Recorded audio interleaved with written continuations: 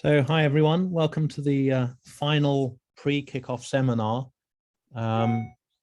Today we're going to be hearing about HAC and I think looking at the schedule on Indico, we've got a couple of speakers. So let's hand it over to Pan Lee to start. Okay, I can take over. Thanks, Matthew, for organizing this. So good afternoon, everyone. This is Pan Lee from Purdue University, and today we have this pre-kickoff seminar to introduce the hardware, the algorithm and hardware direction of A3D3. And here are the collaborators for today's seminar, and I greatly appreciate all of your help. Okay, so for today's arrangement, I will first introduce the background of AI algorithms and hardware, and then each PI here will introduce several specific topics, at least here, okay? And okay, now let's start. In 2012, AlexNet, a model based on convolutional neural network, significantly outperformed traditional AI models in the worldwide image classification data training. We know this ImageNet, and such success ignited the recent boost of deep learning and model AI techniques. Okay, and to reason, so since then, to feed the exponential growth of the data, so efficient and powerful, many efficient and powerful AI algorithms and their hardware, computing hardware support has been developed. Okay, and so although the modern AI techniques seem to be able to scale up to handle the industry level data reasonably well, scientific applications where our A3D3 Institute mostly focus on pose new challenges to the scalability of AI algorithms and hardware. So in particular, processing the scientific data we care about here requires much lower latency with a slightly increased streaming data rate. Okay, and the goal of to handle this challenge, the goal of our algorithm and hardware team in A3D3 to prototype the new AI algorithms and hardware to help other domain scientists to handle this challenges. Okay. Okay. Then the question is, but how? So here, let me first review the actually the AI design modules here, and these modules are to be investigated by us later, maybe in the next 5 years, accordingly, to deal with the new challenges in this scientific applications. Okay, and overall, the AI design modules contains this two blocks, like this algorithm design and hardware design. And for algorithm design part, typically we will discuss two stuff. Okay, one is about training, and the other one is generalization. Okay, and for training, the key question or key research question where we want to address here is how to learn a model that can well and efficiently approximate some target functions and unknown at the very beginning. So, so one important concept in the training is about the model capacity. Okay, so here we want to study, so basically how well the target function can be approximated by our model given a certain number of parameters constraints. Okay, so you can imagine why this is important, or you can imagine the model that can well approximate the target function with a small number of parameters indicates either good generalization or low, let's say, memory cost, or maybe so low latency as well. So this is actually what we want. And the key motivation behind right now the wide use the neural network in the modern AI models is just because they're extremely large capacity. Okay, so here illustrates let's say feed-forward neural networks. Okay, so the input will go through this matrix multiplication and add some bias, and then pass through some nonlinear layers and finally transform into outputs. Okay, so actually very early works have already proved that this kind of fully connected neural networks with only one hidden layer can well approximate any continuous function However, although the results sounds very interesting at the very beginning, but it's not very practical, as essentially it's extremely large number of neurons, or let's say parameters in the hidden layer. Okay, and actually until very recently, researchers have proved that the deep neural network. Okay, here deep is very important. So deep neural network can significantly decrease the number of parameters we need. So this neurons we need to have a good approximation. Okay, and this actually lays the theoretical foundation of current success of deep learning. Okay, and but unfortunately, so for more advanced neural architecture like graph neural networks or point cloud neural networks, which mostly feed the scientific irregular data we care about and will be introduced later. So this kind of finite neuron capacity has not well understood. Okay, and another important aspect in the model training is about optimization. So where our goal is to find the optimal parameter data that can be very fast. And this is I want to say this is also a very important question in AI algorithm design, but as it's not directly related to our H3D3 research scope, so I will simply skip this, but I just list it here because it's a very important aspect.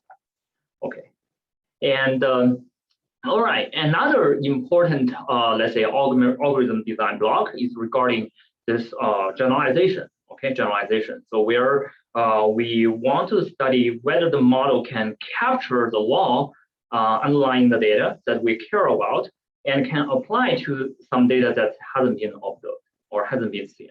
Okay, so why this is also important, because actually, so pursuing some models with good generalization just gives the key motivation of the different types of AI model architectures or neural network architectures we are using right now. So for example, like this convolutional neural network was proposed to capture something called translation invariance, which is generally satisfied in a computer vision task. Okay, for example, suppose we want to build a model to classify an image, saying whether there's a dog in the image. In the training data set, we may observe maybe a dog on the left side of this image, and we hope the model can still make the right direction even when it applied to the image with the dog on the right side. Okay. But the feature here we want to capture is something called the translation invariant, and actually convolutional neural network. So the architecture itself is intrinsically designed to handle this case. Okay, and this is also the fundamental reason why convolutional neural network may, let's say, outperform the fully connected neural network in most civic tasks. Okay, and later I will talk more about the assumptions behind graph neural networks, and because they are more relevant to the scientific applications, and of course for our H3D3. So if we, as a, let's say, algorithm designer, if we can collect more data insights from domain scientists and merge them into the algorithm design, we expect the model to have generalization, good generalization with less parameters, and which can also help us to have a fast hardware deployment. Okay. All right, so next is about, so this is about the algorithm design part. Next, let me introduce about the hardware design side, okay? So of course, I'm not an expert on the hardware side, but so I only focus on some high-level descriptions. So we have actually several hardware experts in the team, so I'm sure they will give a more detailed and precise description later. Okay, so one of the hardware design modules is about compilers. Okay, so where our goal is to, let's say, automatically or efficiently map the algorithm onto the hardware platform. So here, I want to mention the important tools in the hardware compilation, this hardware synthesis, high-level synthesis. So traditional high-level synthesis can kind of transform the algorithms or models designed, written in C and C++ to some register level language, which can be later transformed into the hardware implementation. Okay, so and using basically using this let's C and C++ to develop to design hardware can actually save us a great amount of effort and time as opposed to directly using this register level language to design hardware. So although let's say traditional this high level synthesis tool does a great job to transform the C level algorithm to the hardware implementation, all AI algorithms we are now use are actually developed by using a language at an even higher level of abstraction. For example, we use Python to develop deep learning models. So to implement or deploy an AI model onto a hardware platform, so one need to first transform or rewrite the model into a lower level abstraction by using C language. And moreover, during this transformation, one need to actually so manually annotate the code with HLS fragments and directives to give the compiler some hints on the parallelism and desirable synthesis approaches. Okay, so and typically this procedure needs a huge amount of engineering work. Okay, and to fill in this gap, so actually our A3D3 members are now developing an end-to-end compiler support from the high-level language to the register-level language, and which can significantly reduce the effort of the domain scientists who want to, let's say, deploy an AI models on hardware. Okay, and I'm sure Dailan and Deming later will introduce more specifics about their this end-to-end tool. Okay, and another aspect of the hardware design is regarding its the architecture, the hardware architecture, where the goal is to, let's say, study the allocation and the arrangement of the computation components on the hardware for the AI models. So the key idea of this hardware, let's say the key idea of the hardware design is actually to, the architecture design is to increase the parallelism as much as possible. For example, the significant performance boost of, let's say, GPUs as opposed to CPUs comes from the much greater number of arithmetic logic units that GPU contains. And this architecture significantly accelerates some like matrix and vector operation that widely used in a deep learning model where the parallel computing. And so FPGA as another architecture actually may expect even further improvement in parallelism because we can, let's say, design more dedicated data flow according to the model, AI models when we want to deploy the model on FPGAs. And in this figure, it shows a comparison, let's say, between FPGAs and GPUs. Okay, and FPGA may achieve, let's say, much lower latency as opposed to GPU. Okay, and even we allow to use a large, let's say, batch size. So FPGA kind of achieves a comparable, even better throughput as opposed to GPUs. And this is why for the scientific application we just mentioned, like because they require, let's say, ultra low latency. So we need to think of using FPGAs to implement this, let's say, AI models. Okay, so this and the last thing, the last AI design module. So is actually this hardware and software co-design thing. So it's actually a very new research topic. And the idea here is as follows. So previous work, so typically design the, let's say, hardware implementation. So according to, let's say, a given class of, let's say, fixed AI algorithms, okay? And but in this co-design region, so we not only want to, let's say, design hardware for the algorithm, but we also want to take into the hardware constraint into account, take the hardware constraint into account when we develop the algorithm. Okay, when we develop algorithm. And one example here is to leverage the co-design idea in the neural architecture search, okay, which is a kind of directly optimize neural architectures by solving some optimization here. So previously, when we perform neural architecture search, we only optimize over the search space of the modules while fixing the models. So while fixing the model hardware implementation. But in the co-design regime here, so we will optimize both model architectures and their hardware implementation. And of course, so for the hardware implementation, we will further penalize their, let's say, resources consumption to that, so that we can have, let's say, naturally take into the hardware constraints into account when we optimize the algorithms. Okay, and I'm sure later Deming and Song will give more examples on this co-design idea. Okay, so this is the end of the introduction of the background of AI algorithms and hardware. So next, we start to introduce some more specific problems that our team are working on. And first, let me focus on this graph neural network.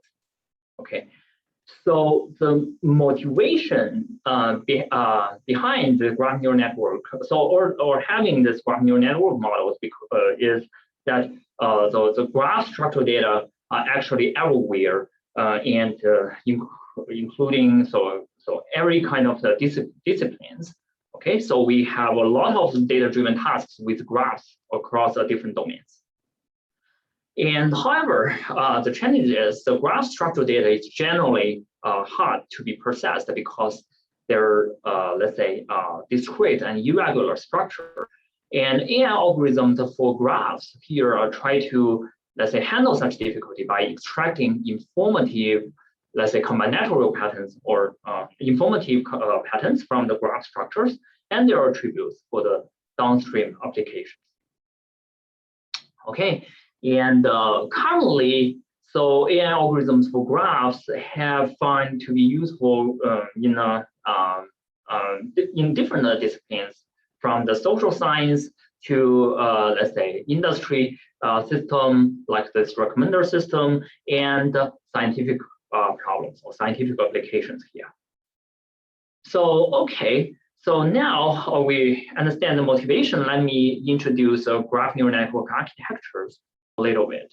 Okay, so suppose we have this input data that can be represented as a graph that looks like this. We have nodes, we have edges, and suppose this node here are associated with some initial features. Okay, and what graph neural network does is just gradually update the node features by aggregating and combining the features from the neighbors. Okay, so there are actually two important operations in a graph neural network. The first operation is something called aggregation operation, and this operation is try to collect the features from the neighbors of a node. Okay, and one important thing is to design this aggregation operation is this aggregation operation should be, let's say, permutation invariant. Okay, because we don't care about the order of the neighbors. Okay, and typically we implement this by using some sum, min, and max. But of course, the best aggregation is depend on the application, and is still like under, let's say, a hot research topic right now for the graph neural network architecture. And the other, let's say, important operation here is this update operation, where we are trying to combine the node features and the aggregate neighbor features together, and use actually here is a fully connected neural network, maybe shallow, maybe deep, to transform them together to have the new node features. Okay, and combine these two operations here, we actually have a one-layer graph neural network. And of course, these procedures can be done in parallel across different nodes, and can be done iteratively by stacking, let's say, more graph neural network layers. And in this way, we can keep updating these node features. And typically, let's say a task for an, let's say, a graph-based machine AI problem is usually related to so one node or a set of nodes in a graph. So after, let's say, stacking this several layers of the graph neural network, we can group the relevant node representation together to make the final prediction. Okay, and of course, during the training stage, we can compare this prediction and with some ground truth, and the loss or the difference can be used to optimize the model. Okay, and combining all of this together is actually the pipeline, computing pipeline of the graph neural network. And there are several reasons that make the graph neural network really successful recently. So for the graph level task.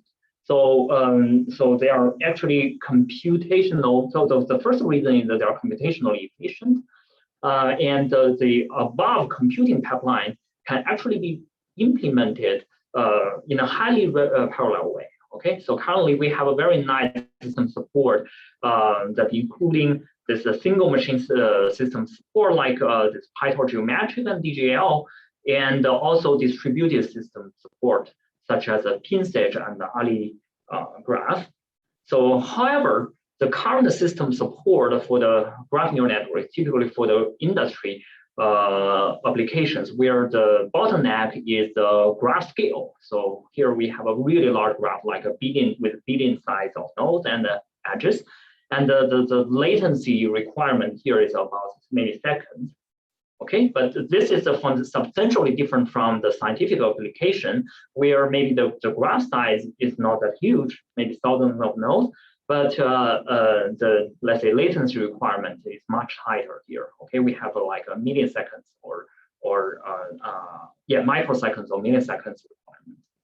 Okay, and our A3D3 is going to investigate this. And another reason why that graph neural network are good for practical application, because it has a very good generalization property.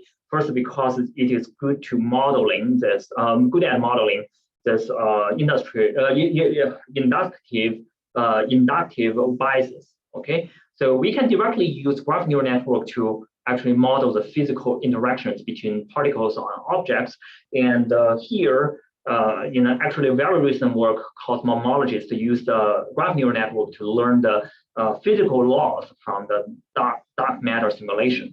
Okay, and graph neural network can also be used to mimic our inference procedure in the probabilistic model. For example, if we want to predict the weather, the weather right now it's raining, so the observations like of whether the ground is wet or whether the sky is dark are helpful to make the prediction. And the graph neural network, the computing pipeline, is just a mimic our humans, let's say, inference information flow here. Okay, so and okay, so another important reason for the graph neural network that has a very good generalization is due to the permutation invariance property it can be captured. Actually, in most applications with graphs, how to order the nodes in a graph should not affect the predictions. Okay, so for example, if we want to predict whether the molecule is the molecule's property, so for example, whether it is soluble, so how to order its nodes should not affect the model prediction. Okay, and the graph neural network architectures are intrinsically designed to capture this property. Okay, so in the end, so the time is limited, so I just give a quick summarize. So I want to, let's say, summarize my presentation by just list a bunch of projects I'm now working on. So our group are working on. So we kind of covers the aforementioned design modules for the AI techniques, but here is has a special focus on graph neural networks, including its capacity, generalization, some system support, and scientific applications. Okay. Okay, so that's all for my part. So I would like to maybe let Dylan take over this talk, and I expect to have maybe some questions from you in the end of this seminar. Okay, thank you. Okay, yeah, thanks. So let me know if you can see the slides, but I assume folks can. So yeah, what I'd like to do here is just give sort of a brief overview of one of the tools that Pan mentioned, which is HLS4ML, which I think is a really useful tool in this hardware space. And to do that, I'd like to sort of give a quick introduction to FPGAs and what they are, just in case folks are unfamiliar. And so the basic idea is that FPGAs are a bit different from CPU, GPU, and they have sort of four main building blocks that I'll touch on. The first are multiplier units for doing multiplications, additions, simple arithmetic. The second are lookup tables or LUTs, which basically implement simple logic. Then there's flip-flops, which are sort of registers for storing small pieces of information. And then for larger memory storage, you have things called block RAMs or BRAMs. And the basic idea is that you have this sort of grid with these different elements like you see on the right. And that when you design an algorithm and implement an algorithm on an FPGA, the algorithm is wired directly into the chip by setting up some pathways on this grid here. And what they do is they run it, you can run these things at very high frequencies, so hundreds of megahertz, which means that you can have algorithms that have runtimes of order nanoseconds, so really, really fast. The programming is traditionally done in languages like Verilog and VHDL, which are low-level hardware languages, which are a bit different than sort of standard programming languages that maybe we're familiar with. But as Pan mentioned, it's now possible to translate things like C into Verilog and VHDL using these high-level synthesis or HLS tools. And just to give you an idea of how big a sort of a modern FPGA is, this is not the largest one you'd see, but something like a Vertex UltraScale Plus VU9P has a few thousand multipliers, millions of LUTs and flip-flops, and megabytes of block RAM. And HLS4ML is again what I'd like to talk about just briefly here. And basically, it's a software package for creating implementations of neural networks for FPGAs and ASICs using HLS, and a couple links there. And the idea here, as Pan mentioned, is that you have these sort of standard softwares for designing neural networks, but they don't typically produce things in outputs that are kind to HLS. So instead of requiring each user to individually write down pragmas and actually understand the HLS that's being created, HLS4ML is able to do this for you and output a fully ready HLS project. It's pip installable, which is really nice. So you can, it's something that you can set up quickly without too much sort of hassle. And the output's customizable. And this is what I'd like to spend a bit of time here just talking about briefly, just to give you a picture of the kind of things that you can do with the tool. The way it typically works is you have some sort of standard ML workflow in some standard ML tools like Keras or TensorFlow or PyTorch or Onyx. And you can do some sort of design flow here. Maybe you compress the model, which we'll talk a little bit about.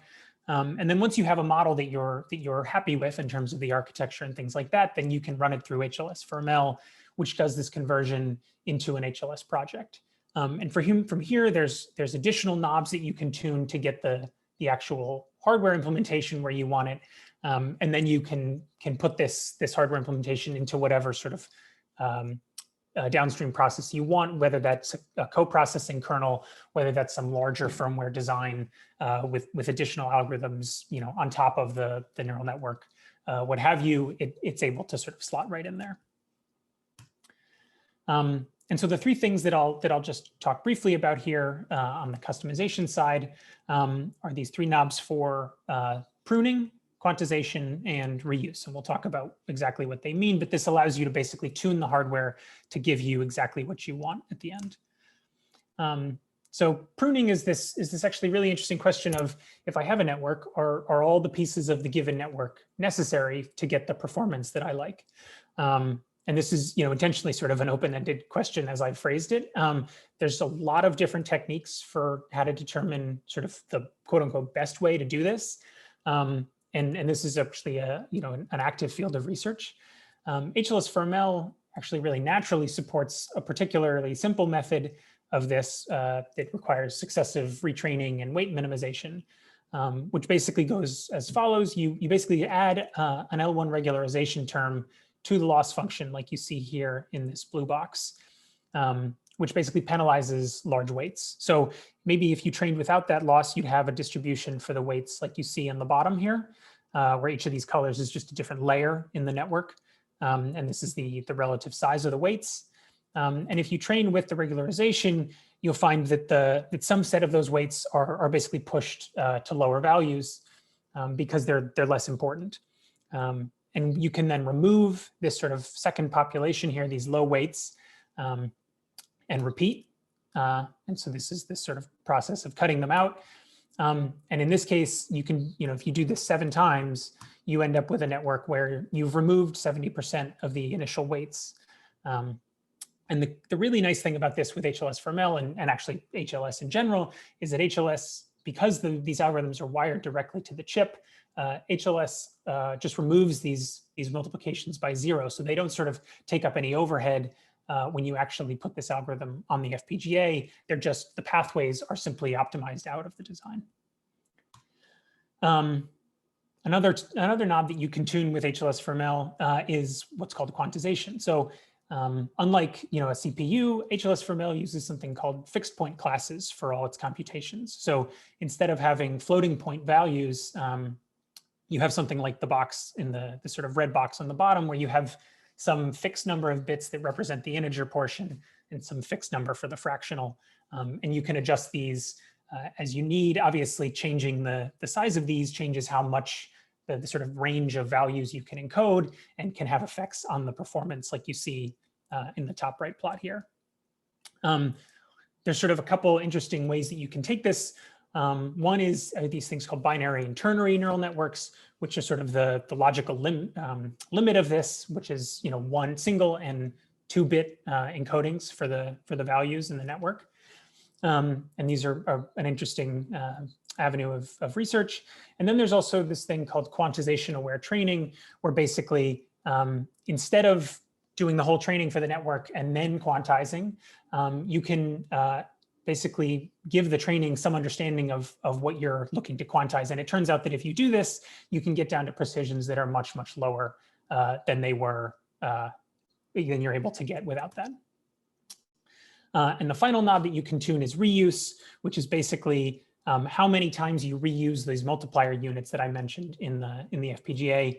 And this lets you change off how many resources you use on the chip, which is the plot that you see in the middle on the bottom here, or how long it takes for the design to run. And so this is another knob that you can use to sort of get that design exactly where you want it to be. Before I close, I just want to highlight a couple other things that the tool is capable of. So recently, the tool was updated to support large CNNs, which is actually a non-trivial thing to do on the FPGA. And this is a really nice development. The tool is also capable of handling boosted decision trees and some simple graph networks, which is a really exciting development as well. And one thing I'd just like to highlight, in case you're interested in learning more about it, is this tutorial series that's been developed to introduce users to it. And you can follow the link. It's got nice Jupyter notebooks that you can follow. And this is really a great way to learn sort of how you can use the tool and exactly what the full scope of things you can do with it are. So thanks.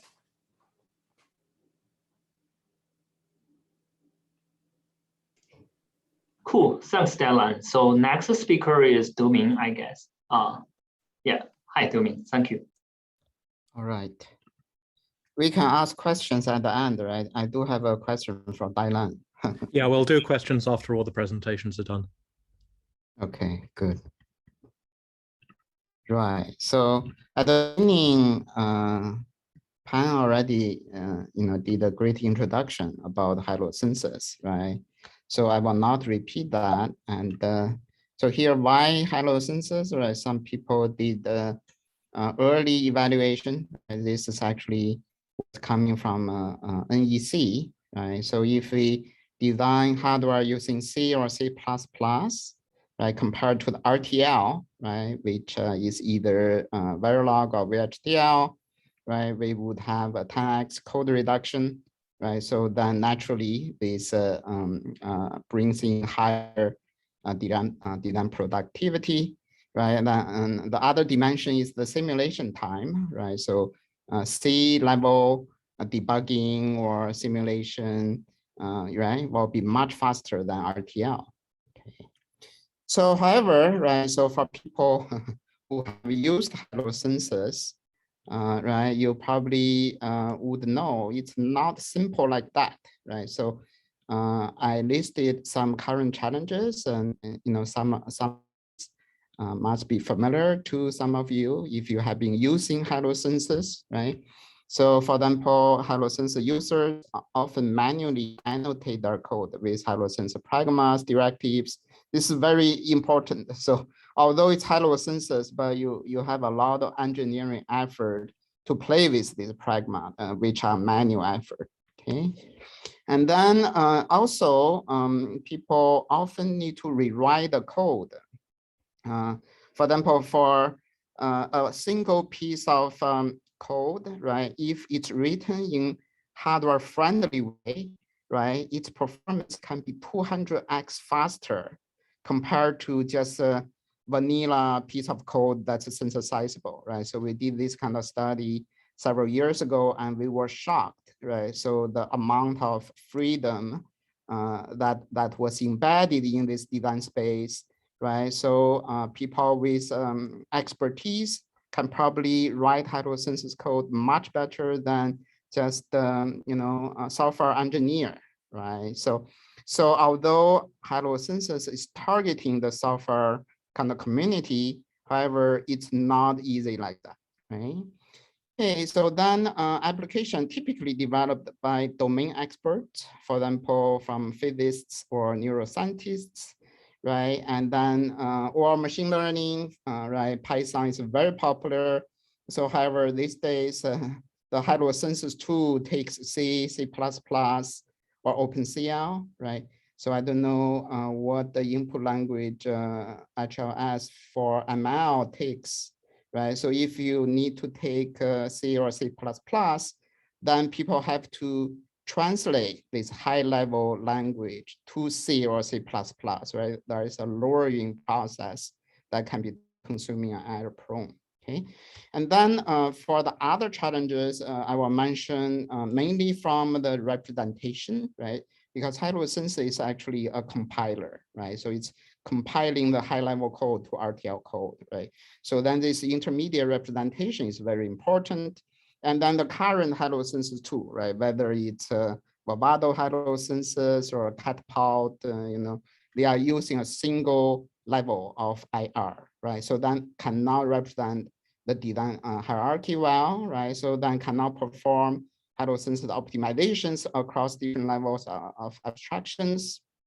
Okay, and because of that, the current halo sensor solutions cannot carry out many important kind of optimizations that either stay at a high level, like a task or module level, or need to be done across different levels, right? So what will be our solution? We propose new halo sensor flows and frameworks. These include PiLog and the Scale HLS. So I will introduce both of these quickly, right? Because we have limited time.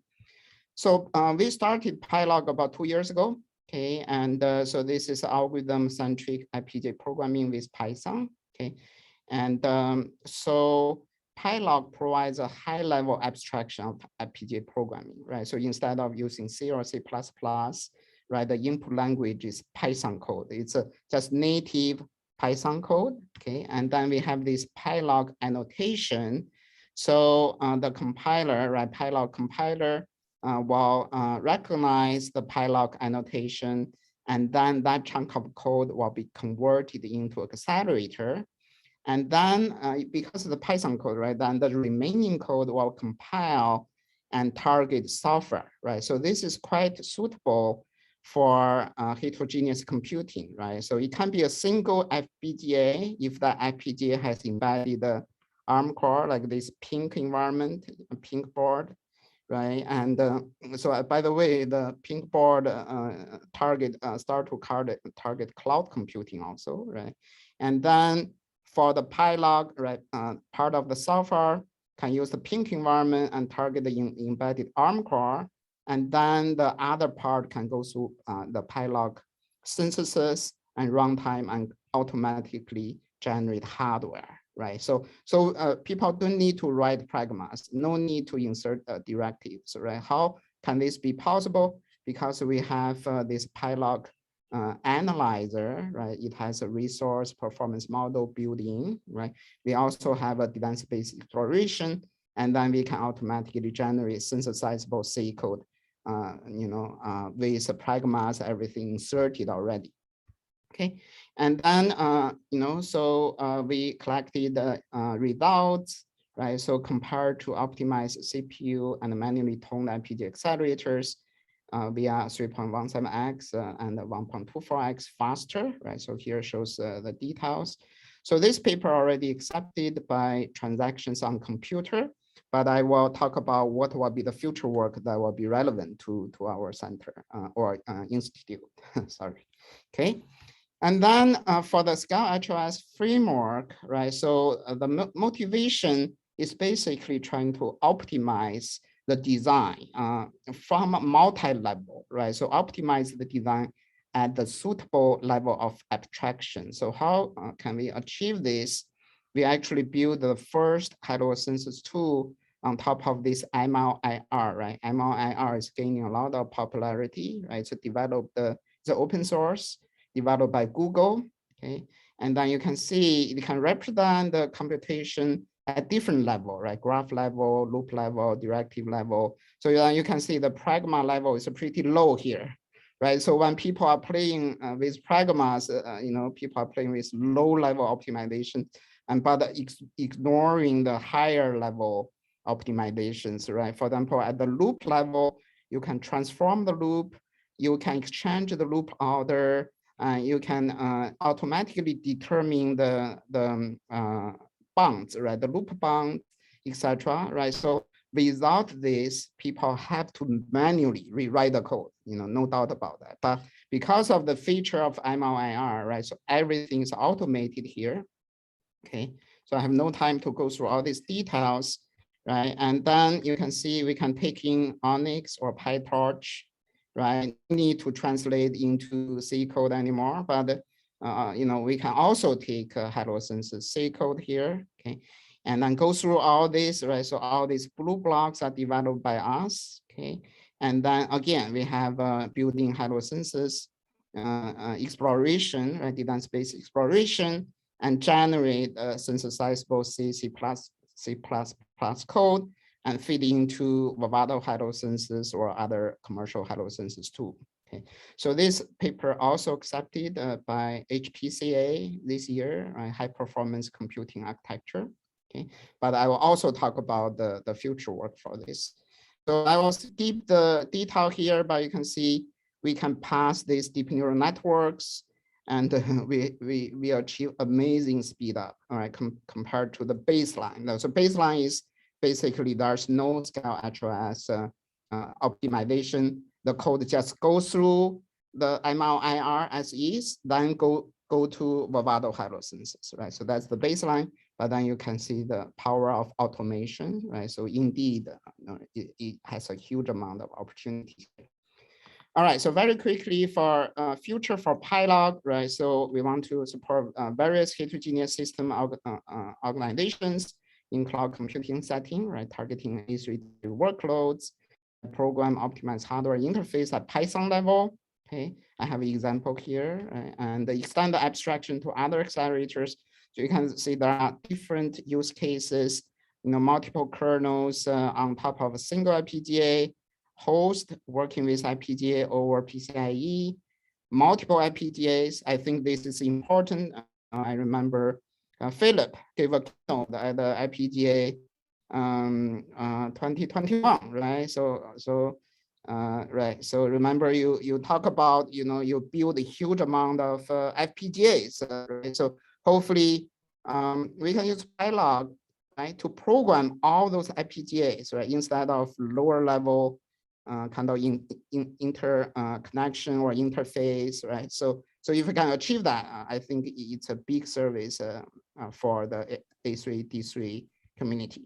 Okay, and so here this is just one example. Doming, sorry, maybe I need to interrupt you because we only have 1 hour seminar. So I run out of time, right? Yeah. So yeah. Okay. Right. So so all the slides are available. So here are some future work for Scale HLS, but I'll stop here. Yeah. Sorry. Yeah. Thank you so much, Doming, for the nice presentation. Very detailed. So next, I think is Song. Yeah. All right. Let me start my presentation. Hello, everyone. Welcome to my presentation. My name is Song Han, assistant professor at MIT. So here I'm going to present the TinyML for point cloud and the LiDAR processing. So here, LiDAR processing is very important application for AR, VR, and automotive applications. And in our quest for physics, for particle discovery, it is also... Sorry, there was another meeting. It is also widely used in the particle physics. So especially those particles come in high frequency. Therefore, we have to process them at a very high throughput. However, those point clouds are computationally expensive. They are 10x more computationally expensive than 2D scenes. So those during the high energy physics, those particle comes at millions of hertz. So a lot of points, a lot of particles. We need to classify those particles in real time, so we don't have to store those particles in storage. Otherwise, it's just consuming so much amount of storage. And the challenge here is that those particles are highly sparse and very irregular, and they consume a large memory footprint. Those random memory access is super unfriendly for CPU, GPU, and TPU. Therefore, we need to customize the system and hardware to accelerate such sparse and irregular workload. So in this context, we have done a series of work targeting accelerating this highly sparse and irregular point cloud processing. So starting with the point voxel CNN, which is actively used by the team in MIT and the UW to process those particles. So here we have two branches. It is a new design space, a new primitive for point cloud, compared with conventional approaches, which either use the point-based methods, which suffer from irregularity and sparsity and cannot model this adjacency very well, versus the other approach, which is the voxel-based method, whose memory consumption grows cubically with the resolution in three-dimensional world. We propose a new primitive, the point voxel CNN, that dedicates the point branch for fine-grained feature transformation, and another voxel-based branch for those coarse-grained memory efficient adjacency modeling. Okay, so this is a new design space for point cloud and has been widely used by the community, both the vision community and the other people who need to process those point cloud. And following that, we proposed the 3D neural architecture search. So on top of this new design space, we worked on SPV-NAS, stand for sparse point voxel neural architecture search, which outperformed this human design by a large margin by searching the best 3D point cloud recognition network. And this year, in this year's Micro 21, we had this publication on Point ACC, which is a hardware accelerator for point cloud. So in this paper, we analyzed the bottleneck for point cloud and 3D deep learning, and we find the data movement and the mapping operation, which is constructing the input non-zero input-output pairs, is taking more than 70% of the total runtime on CPU and GPU, and more than 90% on the TPU. Since in the TPU, the matrix multiplication is very short, is very fast. And in particular, due to the sparsity, not all the input and output are having this pair, which is fundamentally different from 2D CNN. Okay, so in order to find those non-zero input-output pairs, we need to do efficient mapping operation to find those non-zero input-output pairs. And also we need to reduce those irregular memory access brought by sparsity. So here in point ACC, we propose a unified framework that use the sorter array-based method that can deliver high performance for diverse range of point cloud algorithms, including the point-based methods, voxel-based methods, sparse conv-based methods, and point voxel-based method. So one primitive that supports many different diverse point cloud workload. Okay. And most recently, we also worked on this work called Torch Sparse, which is a GPU library for 3D sparse convolution. So Torch Sparse, the key idea is to trade the computation flops for regularity. So we can afford to pay more flops, but we can get better regularity. Okay. So this is open source project. Feel free to try it on our GitHub. So in summary, this is an algorithm, hardware, and system co-design for efficient point cloud recognition. So here are some results. We rank first in the new scene LiDAR segmentation challenge, which is the best submission in the 6th AI Driving Olympics in ICRA 2021, which outperformed industry solution, including the Google, Huawei, and Horizon Robotics, etc.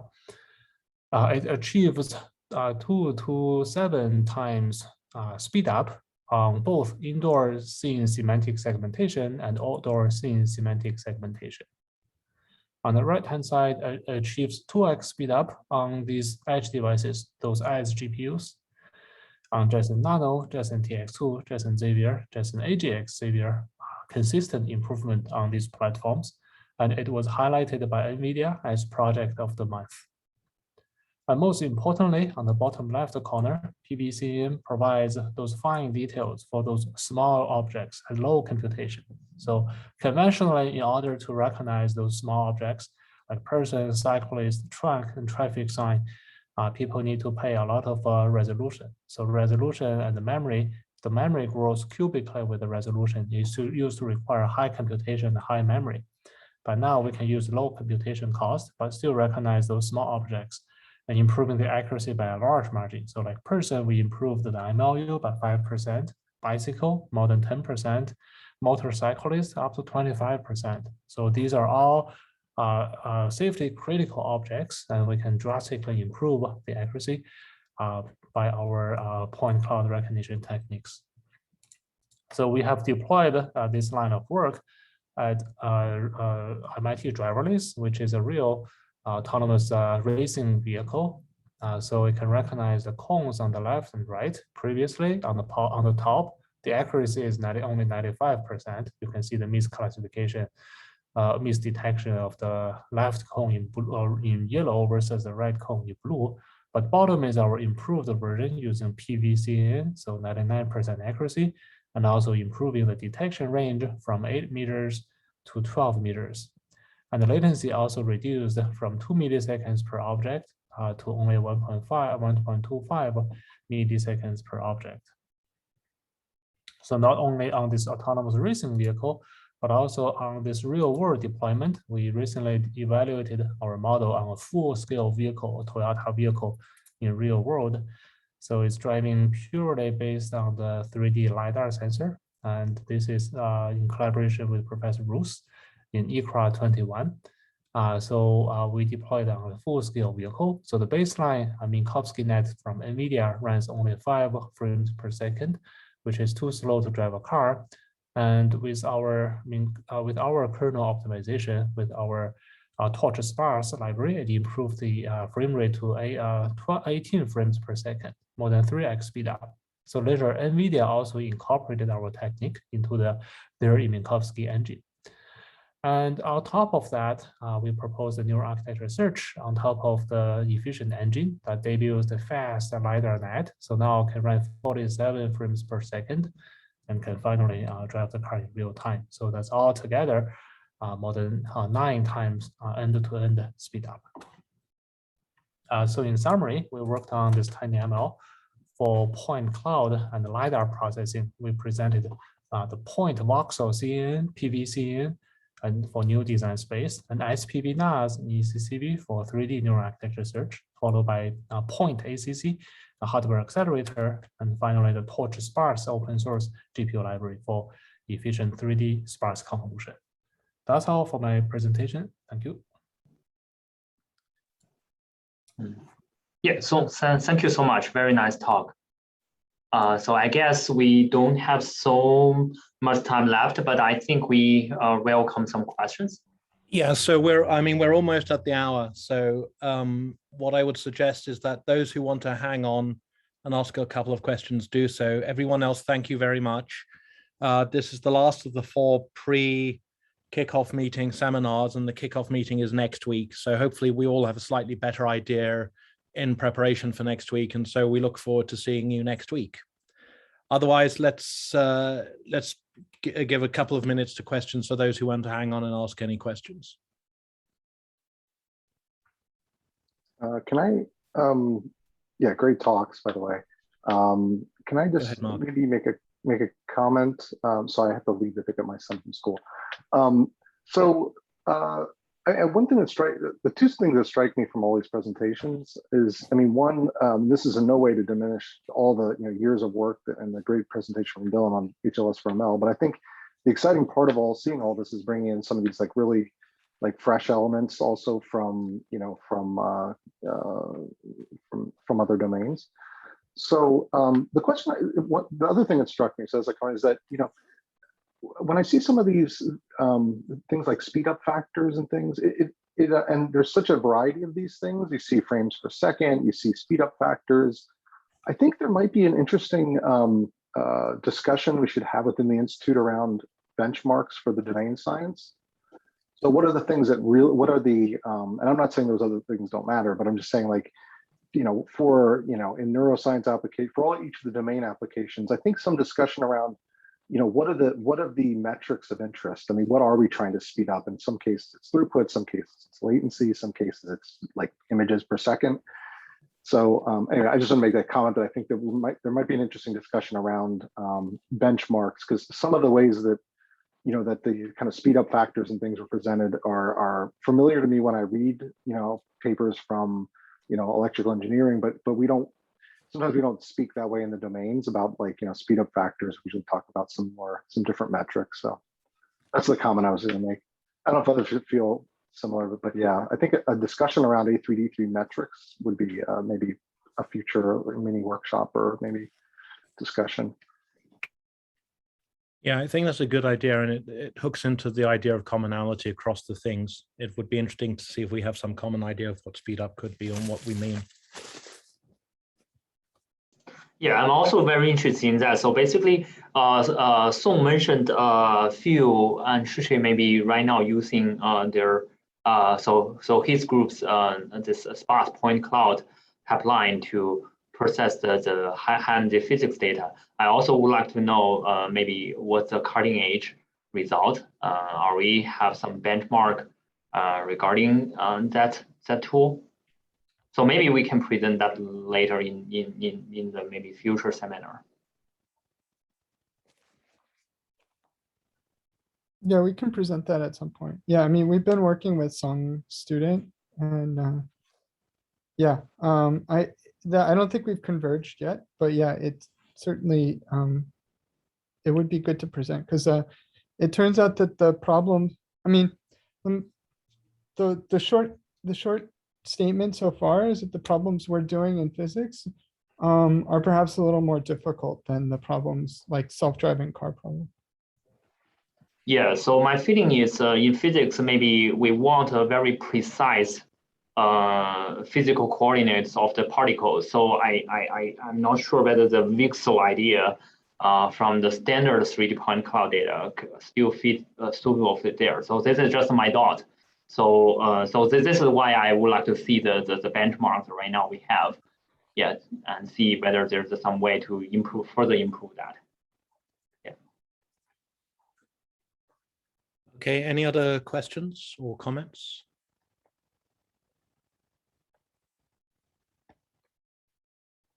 Okay, thank you again very much to all the speakers, and thank you again to all speakers who've presented in the last 4 weeks. I think this has been a very good start. This time, I think, will be the monthly seminar time going forward after the kickoff meeting, but we'll probably discuss more about that next week. Otherwise, okay, thanks everyone. Have a good week. Thank you. Thank you.